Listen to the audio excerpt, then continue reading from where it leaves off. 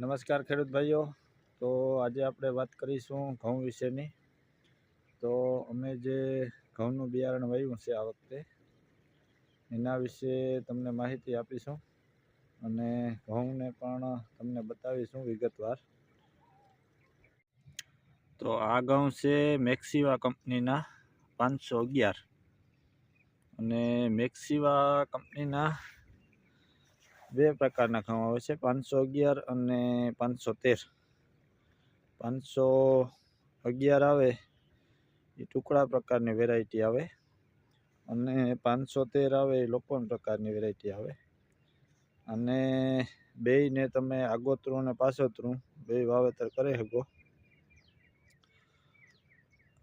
અને આનું બીનું પ્રમાણ રાખવાનું હોય 16 ગુઠ્ઠાના વીઘા દીઠ 18 થી 20 કિલો। અને આ અમારે 20 કિલો વાવેલા છે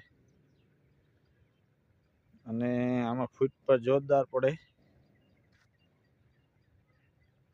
અને આની ડુંડી પણ લાંબી થાય, લગભગ એકાદ વેચ જેવડી થાય અને કલરમાં પણ એકદમ ગ્રીન થાય।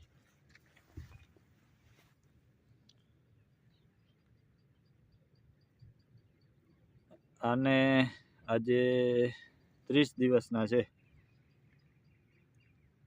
અને યુરિયા આપી આગલે પાણી યુરિયા આપી દીધું અને યુરિયા પછીનું આ પાણી છે। ફૂટ પર જોરદાર થાય।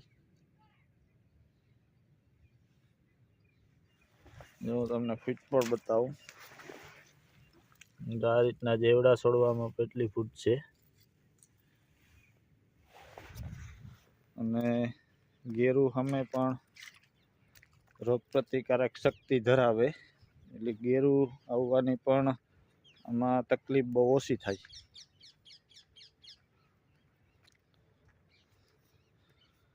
અન્ય વેરાયટીની ટુકડાઓની સરખામણીએ આમાં ઉતારો પણ એનાથી વધારે આવે।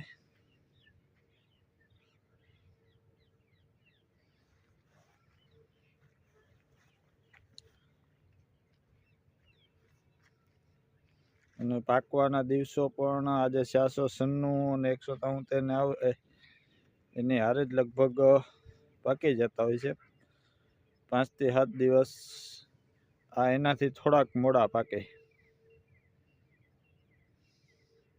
અને બીજા નંબરમાં કે આનું દાંડર છે એ એકદમ જાડું થાય, એટલે ઢરવાનો પણ પ્રશ્ન ઓછો રહે।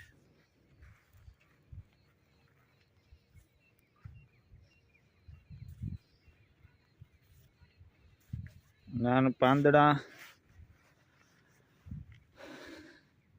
લાંબા અને એકદમ ગ્રીન થાય।